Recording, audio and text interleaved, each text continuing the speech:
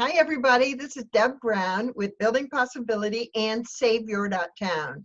Today, I have the pleasure to be speaking with Pastor Chuck Huckaby from New Braunfels, Texas. Okay, that's a German name, right?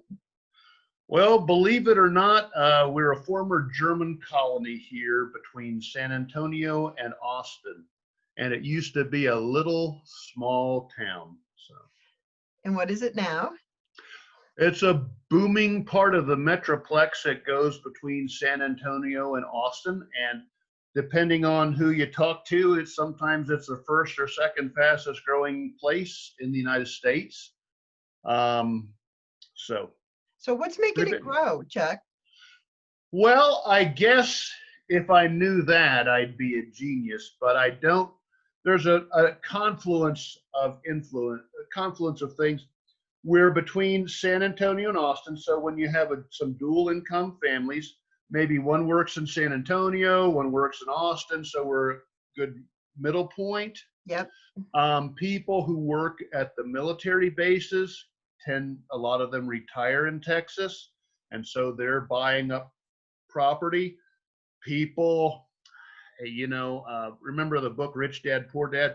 Sure. So the people are going on the internet to buy rental homes, and so they're in California and they go, man, that $200,000 home in Texas is dirt cheap. I'm going to buy a handful of them. And they go, after a while, they move down here. So we've got two rivers, so there's plenty of tourism right in town, and there was a quaint European sense to the town. I think that's about washed out, but we still say a few German words just to keep people, Well, I know that the Germans moved to parts of Mexico, not New Mexico, of Mexico. Oh, God knows when they moved there. But when you listen to the music, you can hear that polka influence. You can hear that tuba. You can hear that German influence in some of the Mexican music. No doubt you might have experienced some of that where you're at too, yeah? Yep, some of that. And, I've heard that there's a lot of cross pollination musically. I've heard the same thing sort of from Hungarian music. So not awfully different. And we have I'm sure it must be internationally known, right? Nationally known, at least locally known, the Wurst Fest. We don't have an Oktoberfest here. We have a Wurst Fest, which is a 2-week celebration of all things sausage, and any form of fried food you'd like to eat on a stick is available.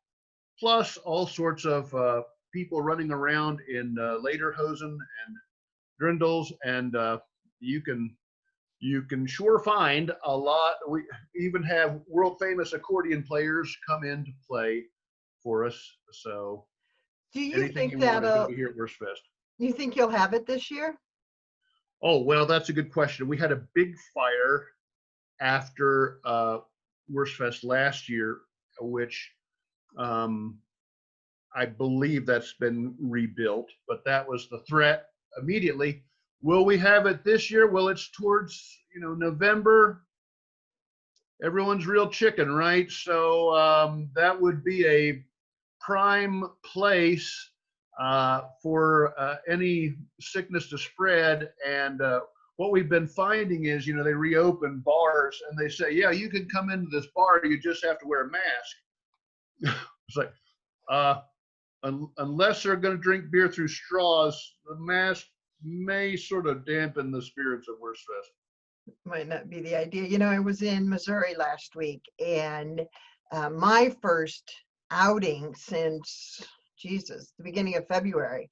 And they moved this event that I spoke at outdoors and made it friendlier by separating the seats by 6 feet. And of course, I was up on at the front of the room, so no one was really close to each other. And I thought, and everybody wore masks, and I thought, well, that's kind of interesting that they're trying to make that small step into bringing us who work in this field, bringing us home and bringing us out so that we can share what we know with people. So it turned out fine, I think. Yeah. Well, now's a crucial time. So Got to experiment a little bit. So as long as we're talking about your town, tell me about the Facebook page that you created. oh well, I as we're sitting in this lockdown, of course, I had was no longer at my church. We'll talk about that in a little bit, but Yes, we will. I thought I need something to, one, keep from going crazy, and maybe help the town, because I know a lot of small business people, frequent those places, and I'm concerned about how they're going to pull out, and I think a lot of them are going to pull out fine. But I just started a page, New Braunfels Open for Business, to try to share some resources like yours, Thank you. to help people reopen, because even before all this, our biggest, well, one of the biggest things is, how do we fight against Amazon? How do we keep people coming downtown? How do we invest in a presence somewhere and make that pay off in an increasingly impersonal shopping environment? And so if people weren't listening before, this seemed like a wonderful time to listen. So Definitely. And you know what I liked about it is, number one, you were caring for your community and you were trying to find a way to help your community, but it's just a small step. You took a small step and engaged some people to start talking about how can we open for business? What are some resources? And just brought people together because you opened up a Facebook page. You started your own page. And I'm assuming people did come to the page and there was some conversation. I'd like to say that I'm now an internationally famous speaker thanks to my Facebook page, but that might be a slight exaggeration. But we did have some people come and look at it, and so I hope they went and signed up for videos, because I I think that'd be a great thing to watch. I like to get people together to talk about those things and watch the videos together. But So yeah, I got to grade some. when people come together, community happens. And that can even be just two people. So the fact that you started it and have begun conversations, that's a great small step. That's a good way to get people in action. So thank you I for think doing there's a that. lot of small communities out there that maybe Texas. I was traveling across the country last week, and compared to some places, Texas is rip roaring. So there's going to be some communities that they could still start a page and it could have a great impact. I think we got going so fast, I'm not sure that people felt the need, but I think there are places that are really feeling overwhelmed, That's a that good word. this could serve a really good need. And if someone gets the idea for that after our conversation, that'll be worth it. Yep, yep. And that's a good word. Overwhelm has been very good. It's what I've been running into talking to small town folks too. All right, let's go. Um, so you're a pastor and you work I've with been a several pastor since 1986. Well, 86, yeah. and you were an associate just recently and got laid off thanks to a financial thing with Corona, right? Well, that was sort of the last nail. A lot of churches are having some soft finances, and we're going through some transitions there. And so, I knew something was happening at the end of last year, and so finally, in the middle of this year, about the week everything gets shut down, I knew that would be my last day. So And how long have you been in New Braunfels? since January 2012, so going Okay. on 8.5 years. Yeah. That's a long time for a pastor, isn't it? Well, they say that the average length of a pastor is a year and a half. So I thought that was pretty good myself. So I hadn't, you know, planned to So leave, but you told me in an email about two towns. One was what, 800 people, and how big was the other one that you were looking at? 3,400 or so. 3,400. So in the world of small towns, that's a big difference, right? Um, Yeah. You tell me. You're more the expert here. I mean, we've got 90,000 You're right a little now. bit big there. Yeah. I So, moved here from a town in Tennessee with about 12,000. okay. And so we're going back somewhere with either one of those. Those are two places that I've been in discussions with. Okay. And I can't really say much more, but That's one of those places is, I think, where we're going to end up. You never know. yeah, So, definitely. Well, 800, almost everybody's related, right? That's a joke, this Chuck. is That's a joke. it's a community in the desert, Oh, and so it's a small town. Wonder, well, both towns are towns with wonderful people. Um, and part of it is where I think I can fit in the best, and some of that has to do with the geography and the distance from things like healthcare. I had a heart mhm. attack in 2015, so I sort of like being a little bit closer to some medical facilities. So it just really depends. I'm really trying to prayerfully discern where that would be. So, Gotcha. but those are both sort of places that, to one degree or another, feel that they're underserved. Um, they're I remember when I was back in Tennessee, in one particular denomination, which I won't mention, the bishop assigned people to the church. And so if you had a master's degree, they'd put you out in the country so they could knock some sense into you. And then after about a year or two, if you hadn't completely uh, been reduced to tears, then they'd move you up to the city folk, that needed someone with a master's degree, and let the country people fend for themselves. So I'm hoping I can maybe reverse that trend a little bit. Um, And go to a smaller area. Well, yeah. I have a question. I know that you do this, you're a tech concierge, right? So you're Well, helping that's what I call people. myself because I'm unemployable, right? I mean, I'm not unemployable for the sense that, like, if I have to go preach somewhere in view of a call, all the places that are hiring are like, oh, you can't work the weekends, so I had to start a little business, and yeah, I've found that I have a knack for helping people wade through some of this tech stuff.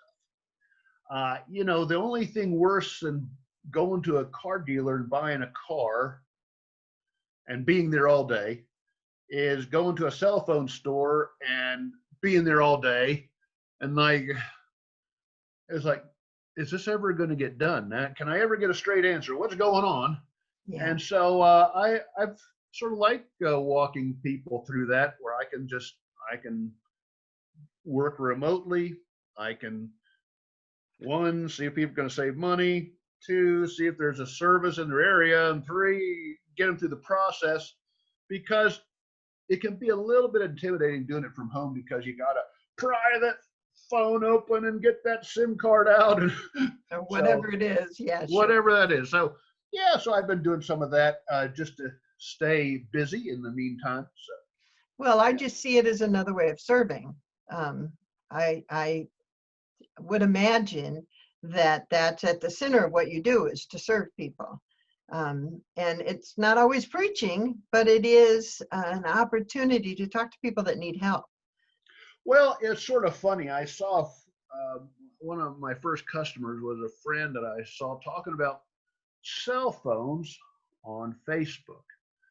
And so I just reached out about it and found out the reason this person's getting a new cell phone is because they're going through a crisis in their lives.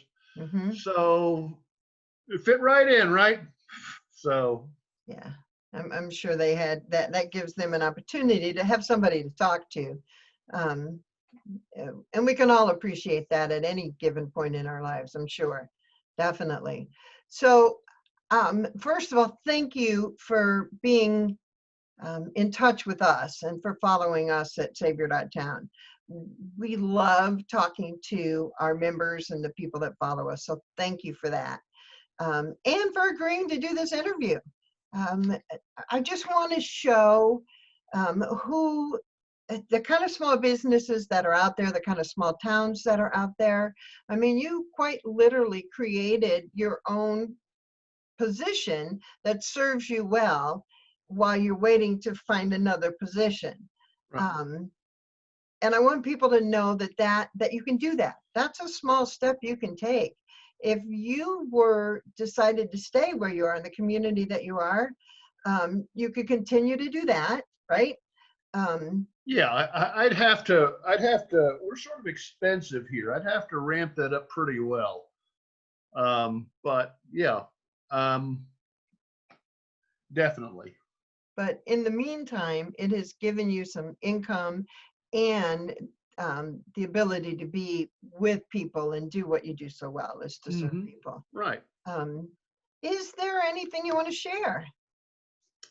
I've been Well, doing a lot of talking. What would you like to talk about?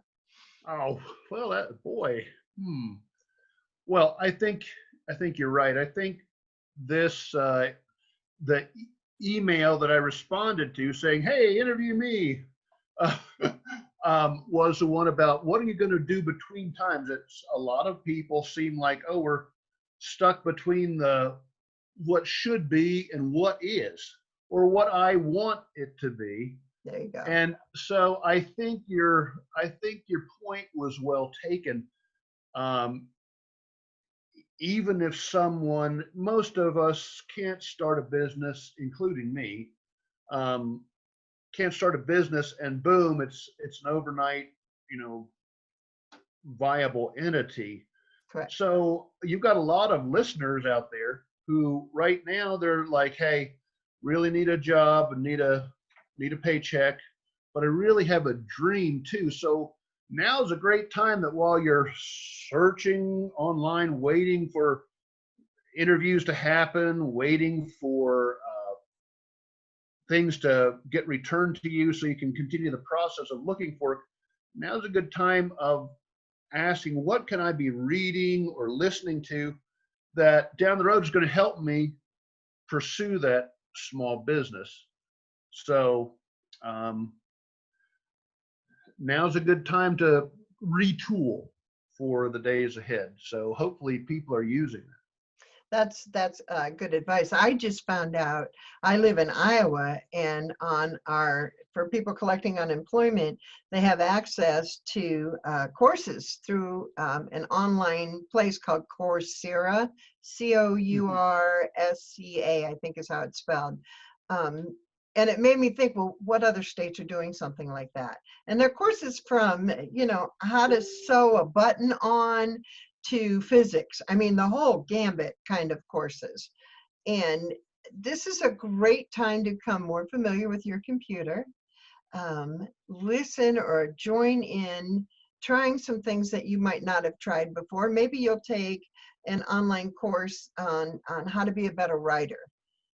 And I say that because I've done that through one of our local businesses that is sharing live through Zoom how to be a better writer.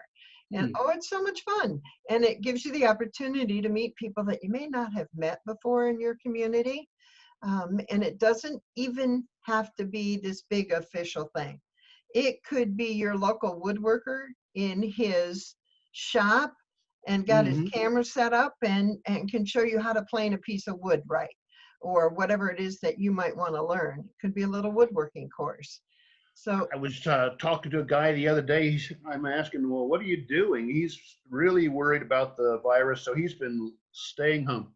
He said, oh, I watch YouTube. There's this channel about this guy who fixes these old buses from the 40s, and he goes there and he YouTubes, fixing the Detroit diesel or whatever else he has to do to get the bus running. And so that's a very niche but a popular YouTube channel.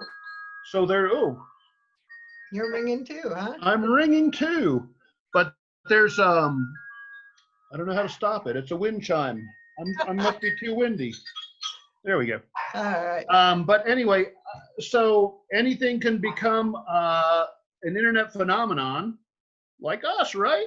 Yeah, Anyway, absolutely. Why and not? what for me, my retooling, I've done a lot of writing in the past. I took an old blog and didn't want to pay for the hosting again, so made it into a Kindle book. So, but for me, the biggest retooling has been things about mindset, um, things about brain science, and talking with people and understanding how people, whether it's buyers or church members or just community people, make decisions. Sorry, my chihuahuas are just Okay. kind of crazy there. I'm a preacher. I get reactions like that, so I understand that perfectly. But so those, I've been retooling too, so I understand that. So I want to, you mentioned brains and how your brain works. There's a TED video. I always share it with people because I love it. It's a brain surgeon and she has a stroke. Mm. And she talks in her 20-minute TED talk, however long it is, about living through that stroke as it was happening, because that's her study. That's her area of study. And it's just fascinating. If you just Google TED Talk, brain surgeon stroke, it'll pop up for you. Mm-hmm. That's a fun one to watch because it's good to watch stuff you wouldn't normally watch too. It Right. ignites your brain in other ways. Mm-hmm. Very much so. Definitely. Well, I know that you are looking for a position as a pastor, Mm-hmm. and that could very easily take you across the United States. Who knows where you might end up? I do want you to stay in touch and let us know where that would be. Sure. And Chuck, you need anything, reach out for sure. I have the same to you, and if I can help anyone that send them my way. Thank you. Thank you very much, Chuck.